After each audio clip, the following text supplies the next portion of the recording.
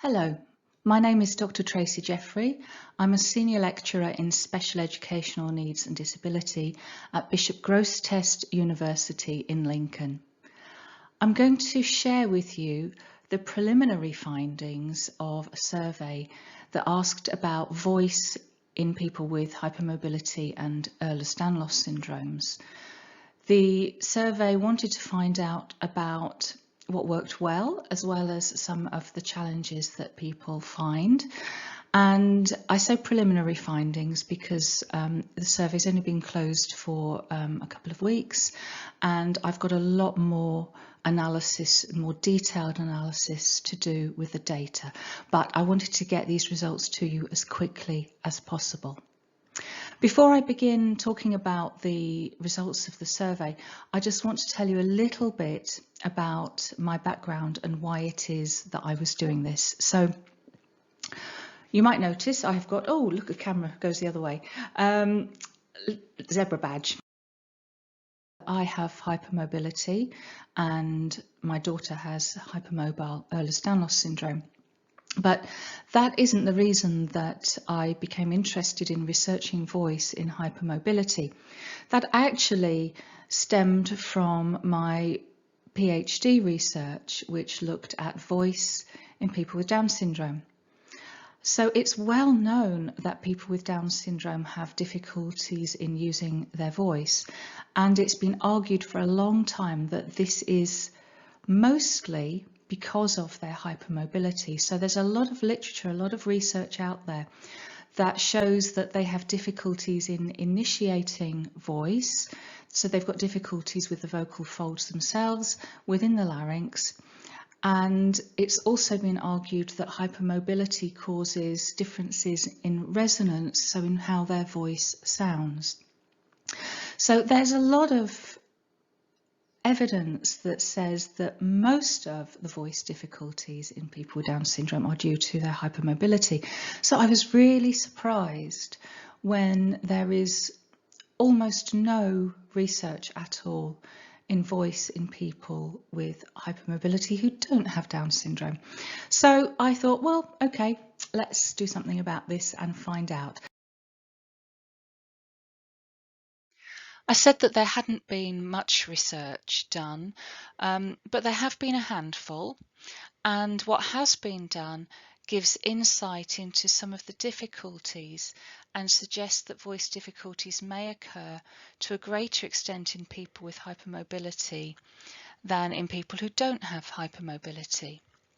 One of the first studies that was done was conducted in 1988. This was a survey by Hunter et al., and it reported findings from 327 patients who had Ehlers-Danlos and who had a Baton score of 5 or above. The survey identified self-reported voice difficulties in 28% of respondents. Now, this is approximately 10 times higher than was reported at the time in people who don't have hypermobility or Ehlers-Danlos. The survey also identified difficulties in swallowing in 39% and speech and language difficulties in 48%. And the types of difficulties that people had with using their voice included problems with shouting, limited pitch range, and easy vocal tiring. The majority of the studies since then have been case studies of either single patients or small groups of patients. Collectively, though, what people have found is that children and adults who've been referred, some of them have had immobility in the vocal folds, some of them have had weaknesses in the vocal folds and poorly coordinated movement of the vocal folds. Harris in 2013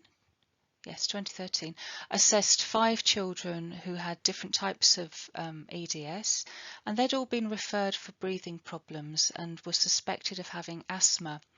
But Harris identified vocal fold dysfunctions in 2 of them and possibly in a third, and they said that it was the vocal fold difficulties that were the cause of the breathing problems, or more likely to be the cause of the breathing problems than asthma.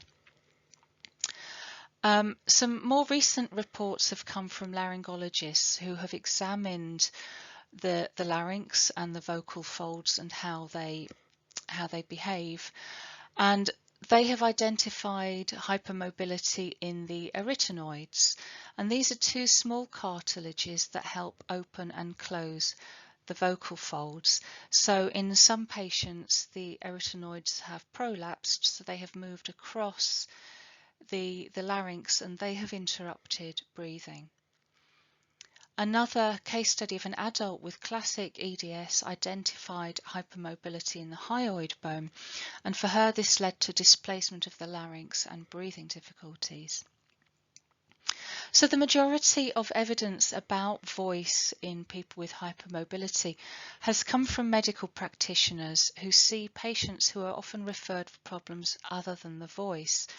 It is possible that these are extreme cases, but it is also possible that some difficulties exist in people who don't get referred to specialists or whose symptoms are attributed to asthma, like many of the children in the study by Harris et al. With the exception of the study by Hunter et al. In 1998, no subsequent studies have been done with a relatively large population of people with hypermobility. So this survey is based on some of the questions and some of the findings by Hunter et al., but it didn't specify a minimum Baton score, just a diagnosis of hypermobile spectrum disorder or hypermobile-Ehlers. I hope that the findings add to our knowledge of voice ability and difficulty in hypermobile populations, but they also give us some insight into the singing voice. I also hope to identify any possible benefits that being hypermobile might bring to voice use, as well as the difficulties. So this survey was shared by the Ehlers-Danlos Society and HMSA on their websites and over social media. It was open for 6 weeks and it received 273 responses. The next few slides give some information about participants who completed the survey. So this shows where geographically participants were from.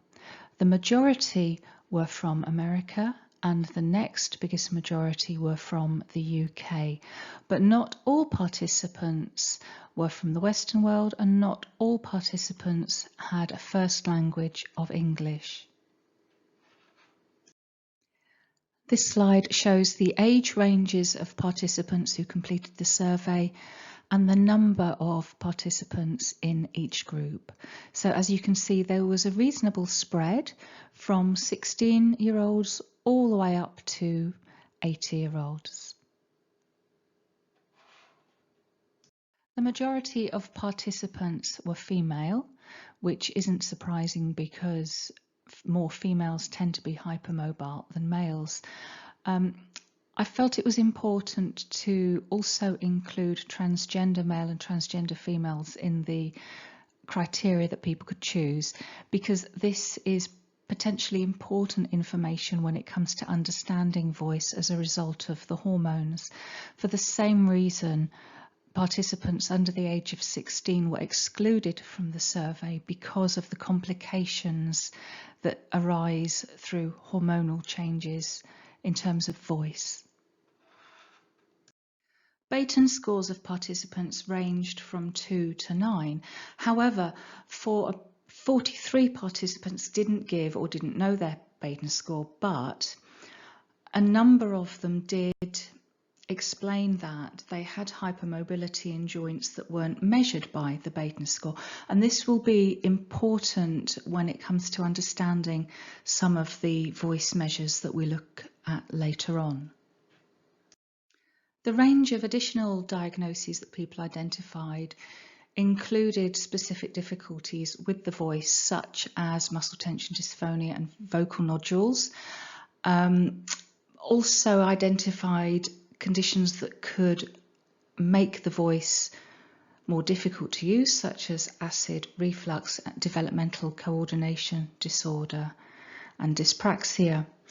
Amongst the other categories, people identified POTS, vocal polyps, and dysphagia, as well as vocal cord immobility. The first part of the survey asked about voice use. 68% said they have difficulty speaking or singing. 50% said that they had difficulty using their voice at the time of completing the survey. 48% stated that they need to use their voice a lot every day. So, for example, for the work that they do. 20% have had a referral to speech and language therapy or speech and language pathologists at some point. Others identified specific problems that they had been assessed for. So 4.7% of the respondents identified specific difficulties to do with their voice use. So the numbers there on the slide in the brackets indicate how many people identified this. So these include things like laryngeal pain, muscle tension dysphonia, that's MTD, difficulties with the vocal folds themselves, including them not working, bleeding, them closing when they should be opening, or paralysis on one side, as well as small growths like polyps. Others had been identified as having hyoid displacement, so the bone at the top of the throat would sublux. And somebody else, it had been identified that they use their false vocal folds when speaking. So the true vocal folds are within your larynx, and they're what we usually use for producing voice, but the false vocal folds sit just above them, and they can be made to vibrate, usually when we use too much pressure.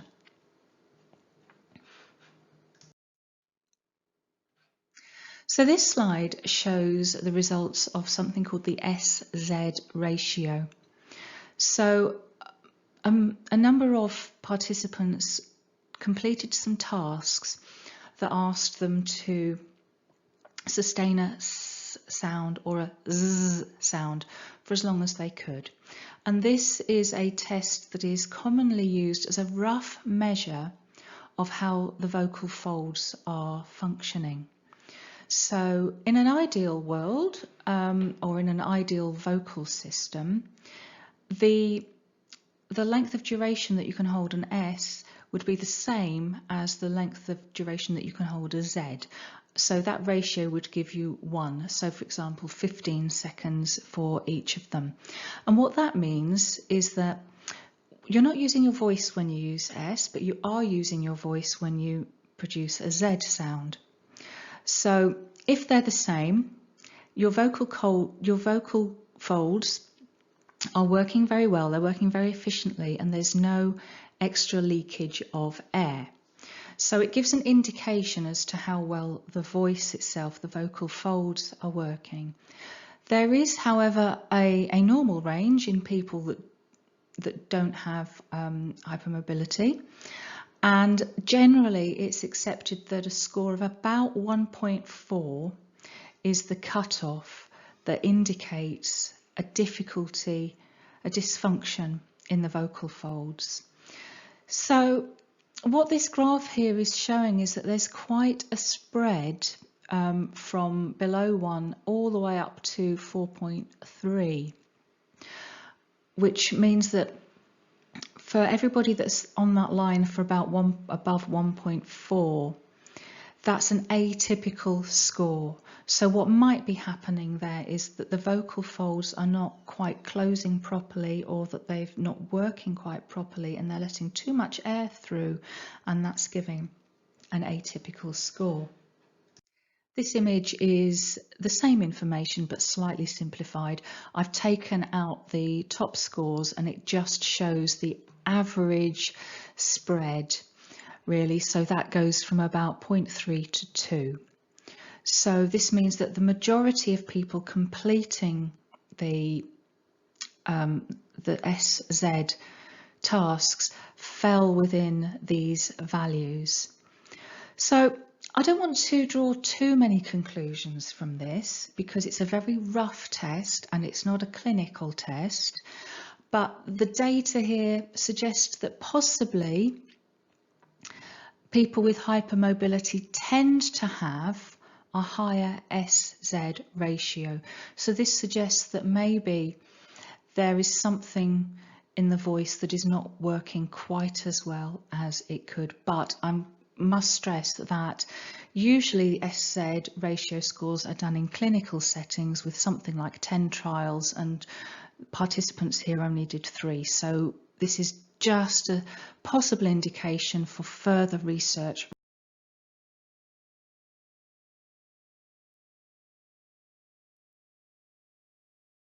These images show the results of the maximum phonation time tasks.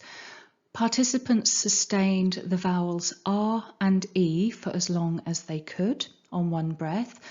Most people did this 3 times, and I calculated the averages. So the results of the R maximum phonation time task are close to what is reported in the general public for adult women.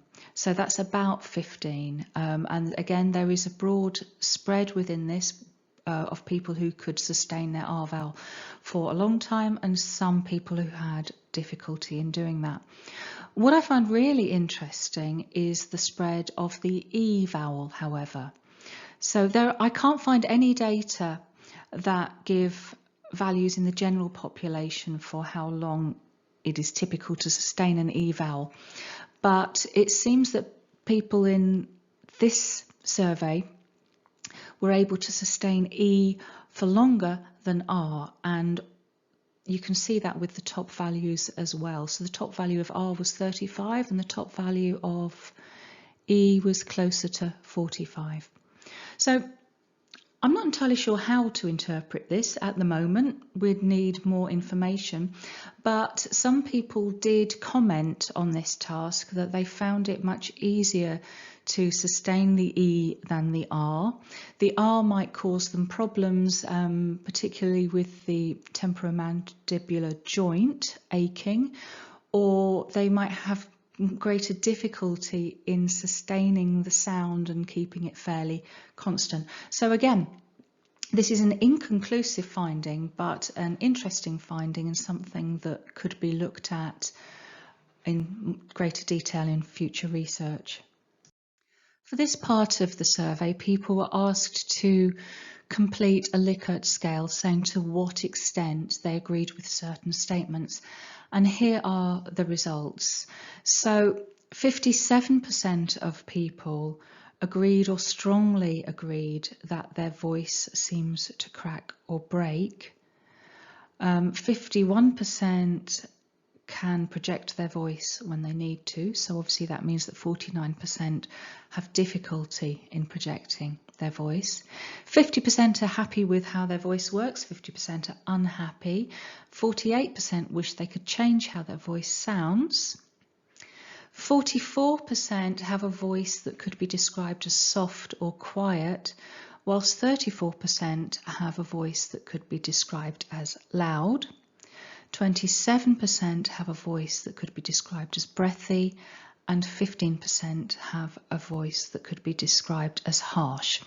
So this gives us a sense of the overall spread of how people perceive their voices in the hypermobility population.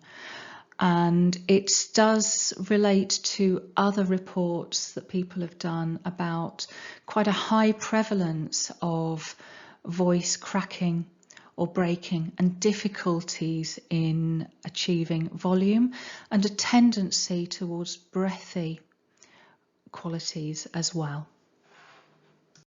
There were a few questions that asked about voice health in speaking particularly, and 81% said that their voice tires easily or that they become fatigued through using their voice and that they find it effortful.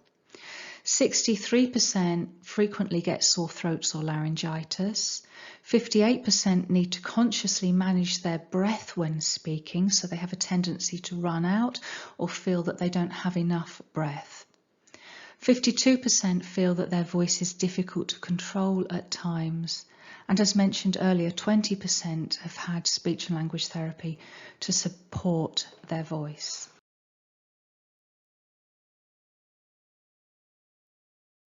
36% of those surveyed do take measures to protect their voice, and 22% use a vocal warm-up routine regularly. 16% say that they have some lifestyle choices that negatively affect their voice, and 17% say that they have a home or work environment that negatively affects their voice, such as a dusty environment or use of chemicals. Again, this information will be useful when it comes to interpreting and understanding the results when I do a deeper analysis. The next part of the survey asked about the singing voice. 84% of those who completed the survey said that they enjoy singing. However, between 42% and 51% of those had some difficulties in controlling their voice for singing, singing at volume, or in learning to sing as well as they wanted to. There are some positive findings here though. 31% of people said that they found it easier to sing than to speak, and 34% of people felt that singing had given them more control over their speaking voice.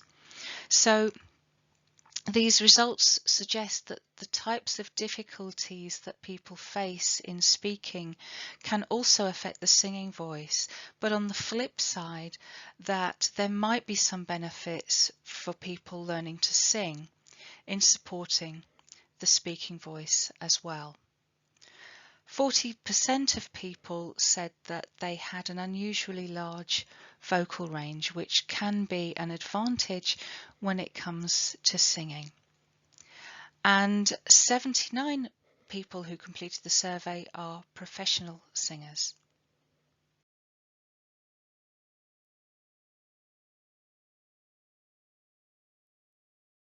We turn now to look at some of the challenges that participants have faced when singing.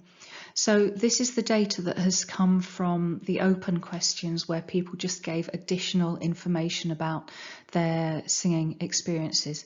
So that was 212 people out of the 272 gave additional information.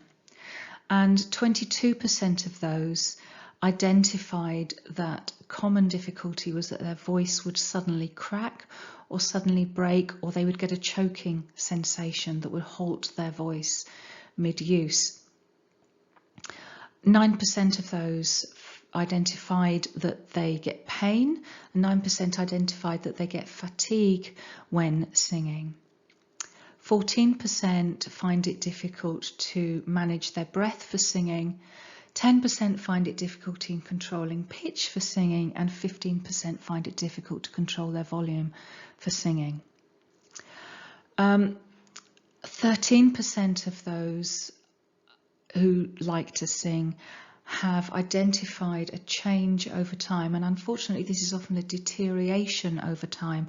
So that includes either losing their singing voice completely or finding that it cracks more frequently, or that they've no longer got the range that they once had, or no longer got the ability to pitch or use volume that they once had. 10% also report medical issues that they believe affect their singing, such as nasal drip, TMJ, vocal nodules, muscle tension, acid reflux. And these are things that people have been assessed for and that they know that they've got. So some have got nerve paralysis, vocal folds not working, spasms in throat, chronic inflammation, and subluxations in the neck area.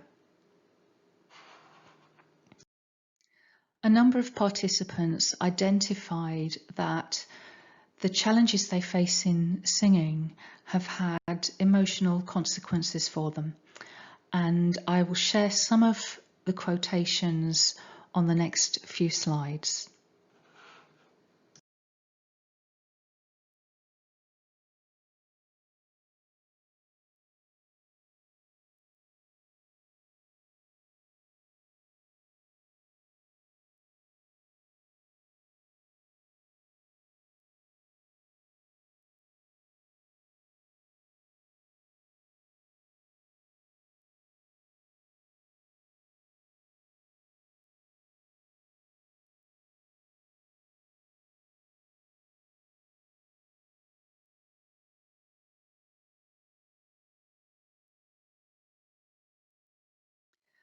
A few participants also wrote about the effect that their challenges in singing have had on their career, and you can read these on the next couple of slides.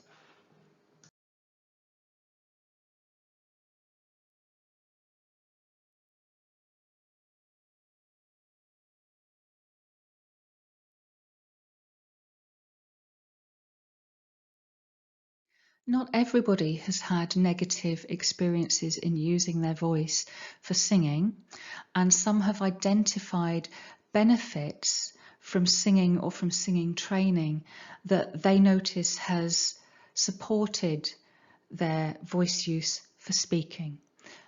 Some of these quotations are on the next few slides.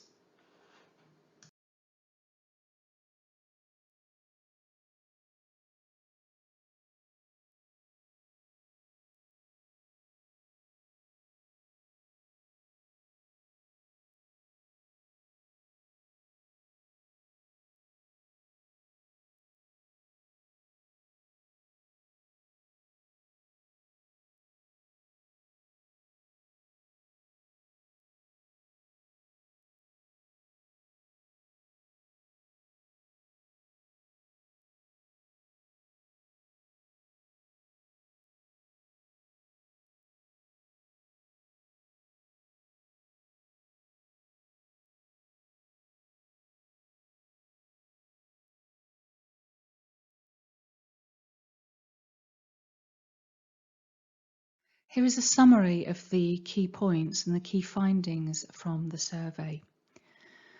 Voice problems seem to occur irrespective of Baton score. There doesn't seem to have been a higher incidence of voice difficulties in people who score 8 or 9 than in those who actually don't score anything on the Baton score.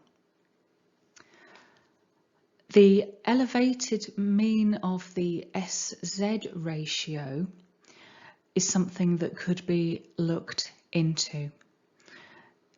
So currently there's about 20% of those who took the SZ tasks who have a ratio that is higher than 1.4.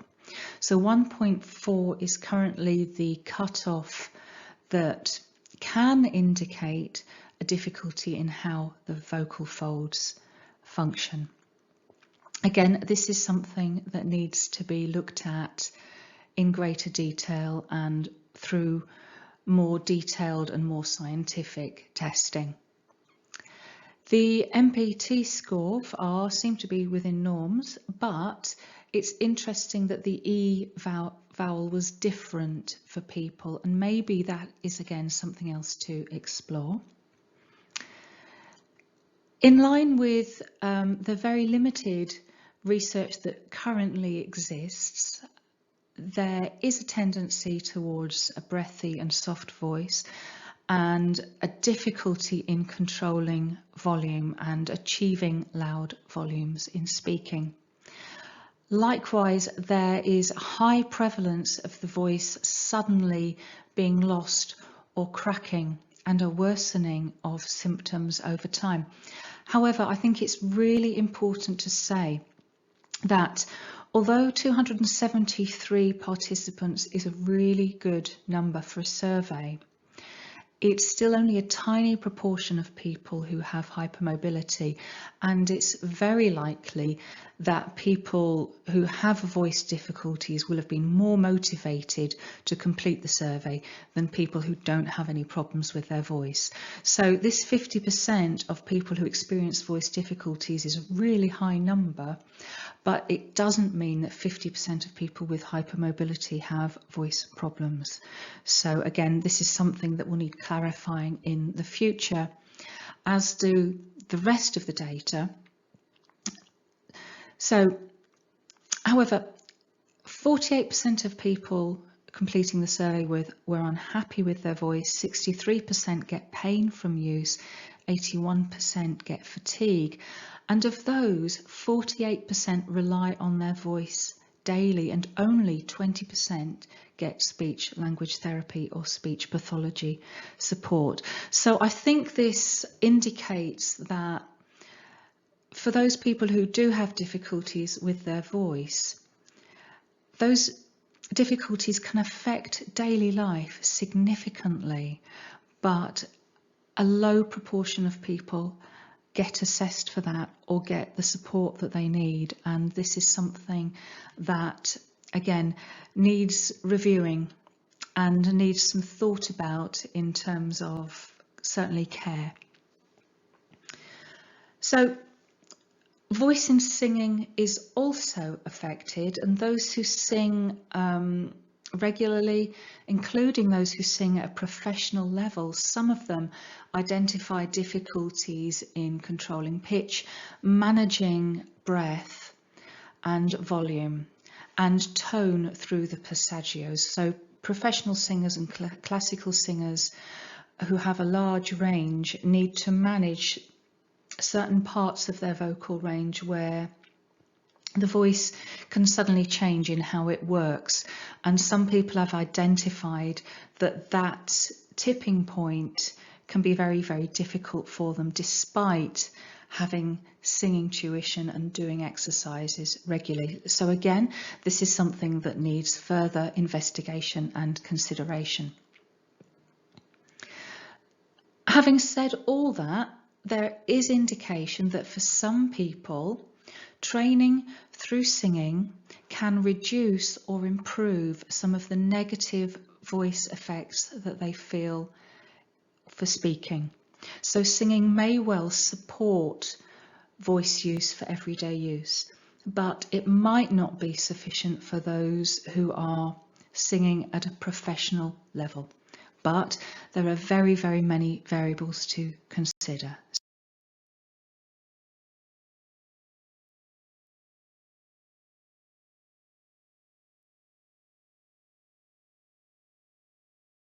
In line with previous research, the results from this survey do indicate that a lot of people with hypermobility, regardless of the Baden score, have difficulties in using their voice. However, there is a lot more information that is needed in order to understand the nature of these difficulties and the true prevalence within the population as well. So given that a lot of people don't have access to speech and language therapy or ENT who can do a physical examination to understand what is going on within the voice itself, it may be useful to use insights from acoustic analysis. So that involves things like making a recording of the voice and analysing the sound signal. And from that, quite a lot of information can be gained about how the voice is behaving in speech and in singing. So that may be one way forward to understanding more about voice in hypermobility. For those who are professional singers, there is no research at all on hypermobility and singing, although there is research about hypermobility and music. So as with music and with dance, it seems that hypermobility can give advantages. It can give amazing vocal ranges. but that this can present some problems for some singers, especially those who are working at a professional level. So there needs to be greater understanding of how the voice behaves in singing, especially when moving through the registers. There is some indication that singing exercises may well strengthen and support voice production, though. And in particular, given the breathiness that is indicated in how voices are perceived and in the comments that people gave about their breath control, it might be that one way of supporting the voice is to actually focus on breath control, on supporting and developing the muscles within the ribs, those intercostal muscles. So that's something that is done with professional singers, and that may well have advantages for people when singing as well. For professional singers, maybe there needs to be a greater awareness amongst singing teachers about hypermobility and how it could potentially affect voice use as well. And given that there is a high reported degree of change and deterioration over time, especially as people with hypermobility get older, it may well be that an early voice assessment is useful in order to put in place the type of support that can strengthen voice in general, whether it's for speech or for singing. It's quite interesting that the younger age group who completed the survey, the 16 to 18-year-olds, there were 5, and 4 of them reported difficulties in using their voice. So given all the hormonal changes and all the other things that can affect voice use anyway, and that can especially affect hypermobility, it may be really important for the younger people to have voice assessments so that they can begin to build strengthening exercise, strengthening activities and vocal care into their regime. But as I mentioned earlier, having 100% of the young people having vocal issues is likely to reflect the fact that they will be more motivated to complete this survey than young people who don't have vocal issues. And given that there is change over time, and specifically there is deterioration over time, and that this can have a really powerful negative effect on people's quality of life, there could also be some longitudinal studies to monitor these changes and, again, to see what support can be put in place to minimise the effects of those. So that's the end of the presentation. I want to thank all of you who completed the survey and for sharing your experiences with me so generously, and also thank those of you who've got in touch with questions and with comments. My email address is here, tracyjeffery@bishopg.ac.uk. Do feel free to get in contact if you've got any further comments or questions. Thank you.